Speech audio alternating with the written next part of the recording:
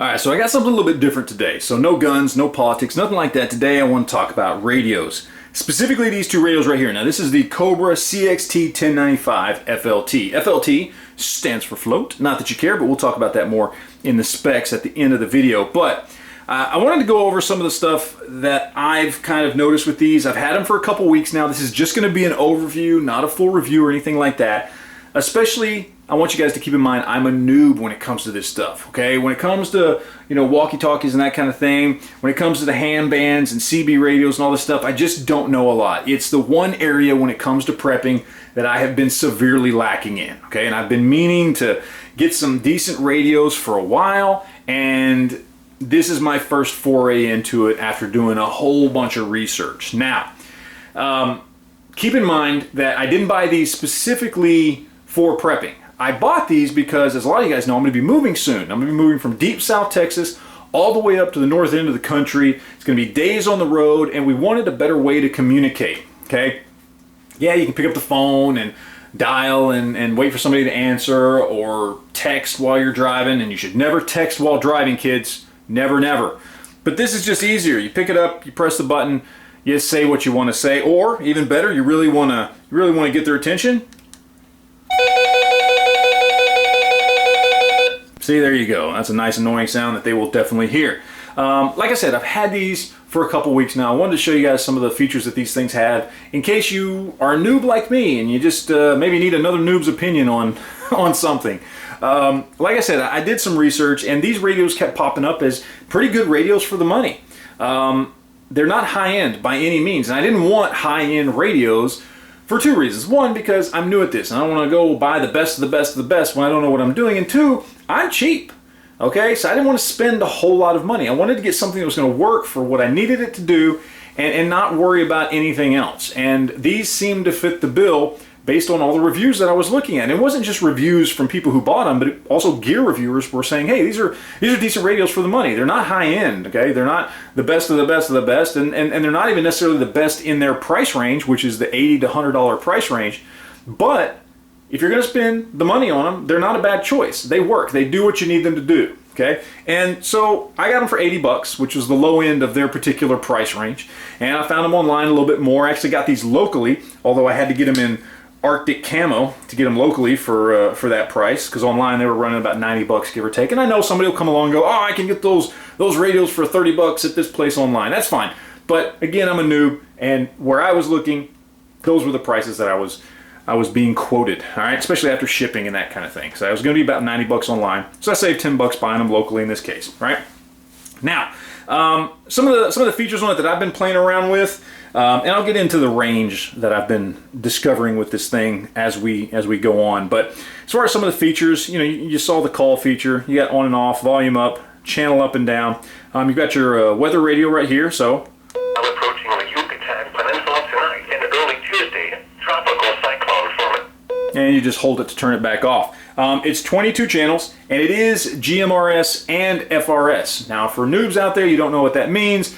They're just different frequencies, different bands, or different power bands, right? So the higher power stuff, GMRS, then there's the lower power stuff, FRS. FRS is unregulated. It's what you use on those cheap little walkie-talkies, the one you buy for 20 bucks at Walmart or whatever, and they say, oh, they go 2 to 10 miles, but really you get 150 yards away and they turn to static. Like, that's FRS radio. That's lower powered stuff. When you get GMRS, you're supposed to be licensed by the FCC. It'll say that right there on the package. To use the GMRS bands on these radios, you're supposed to be licensed by the FCC. I know a lot of people who have, radios like this that use GMRS that are not licensed. That's your call. You do what you want to do. If you want to do it right, if you want to be official, you go get yourself an FCC license. It's not that much money from what I understand, and it's not very difficult. You just go to the website and fill out the forms, and you're good to go. But that's what you're supposed to do. Now, with 22 channels, channels 1 through 7 are GMRS and FRS. You can go back and forth. And with this button right here, you go low, medium, high power. Okay, if you go low power, you're on that FRS. That's only half a watt of power. Medium is 1 watt, high is 2 watts. And you can adjust that on those channels 1 through 7. Channels 8 through 14 are FRS, and channels 15 through 22 are GMRS only. Okay, so that's how these these channels break down. Now the specs say you can get like 2,600 channels if you combine the channels with all the privacy codes and that kind of thing. That's not something I mess with. I may at some point, but it says you can like create your own things and do your own privacy codes to come up with even more channels. You can scan on this thing. You know, there's a lot you can do. It also got a couple little interesting features. So you push the button on the side here, if I can push it properly, and you got a little LED light. Up at the top, you can plug in either just a hands-free radio, so you can talk right there, and it also is rechargeable with I believe it's 3 AA batteries that are rechargeable batteries that you can either put in the dock, or there's a micro USB plug right there, so you can actually plug this in if you're in your vehicle or something, and I can plug it into the same plug that I use to charge my phone. So I've got a Samsung Galaxy S7, so I can just charge it with the same phone plug. So that's pretty cool. That's convenient. FLT says floating. Look right there, it says floating. It's also rated for, I believe, 30 minutes at 30 feet. Why it needs to be 30 minutes at 30 feet if it floats, I don't know, because if it floats, it shouldn't be down at 30 feet, but it is rated as submersible to that depth for that amount of time. So there you go. They list rubberized grips as one of the key features to this thing. That's fine. I mean, you know, whatever. It's got the belt clip. It's got a 1-year warranty. All in all, it seems pretty good. And like I said, it was getting really good reviews. Now, as far as me playing around with it, I haven't gotten to get it out on the open roads. This thing says, oh, it can go 37 miles. But understand, that's in primo perfect conditions, right? You're at the top of the mountain talking to somebody at the bottom of the mountain and there's no trees or obstacles in the way, then yeah, maybe 37 miles is achievable, but in most scenarios, that's not going to happen. I would say probably max on these, expect probably 5 to 10 miles in good conditions. I played around with them at home. I left one at home, was talking to my wife, started driving away from the house while talking to her. I got to about 2 miles before it cut off. Now, what was between me and the house was basically other houses and trees. All right, I live in kind of a rural area, but there are a lot of trees, and the direction I was driving, there were probably 20 houses between me and where my house is. All right, so about 2 miles in your typical suburban-ish type of area, cityscape, that kind of thing. Probably if you're in a big city area with big buildings, it's going to be even less than that. But 2 miles in that kind of condition, let's say 1.5 miles safely, is pretty damn good for something like this. I fully expect out there on the open road it to be somewhere around, you know, 5 miles, probably a little bit more. And I'll do some more playing around with it. And at some point, I will do an actual review, because this is just an overview from a noob. At some point, I'll do an actual review on these and give you better insight on how they really perform.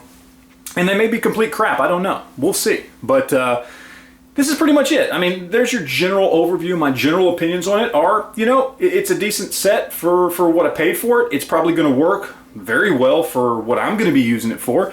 And this kind of gets my foot in the door when it comes to really stepping up my game when it comes to prepping and getting into some of the communication stuff, whether I, you know, go on and get some CB radios after this, or do the handband stuff and take the tests and do all that kind of stuff later on. I don't know. We'll see. Maybe I will. Maybe I won't. I don't know. This is my, again, first little tiptoe into the pool of radios. So we'll see where this all goes. But that's it, man. There is my quick little overview. I say quick. I'm sure it wasn't quick. But there's my little overview of the Cobra CXT1095. So I hope you enjoyed it. You got any questions? Or more importantly, if you know anything about these radios and you want to let me, a noob, know more about them, leave that stuff in the comment section below too. So that's it. I'm going to get out of here. Thanks for watching, guys.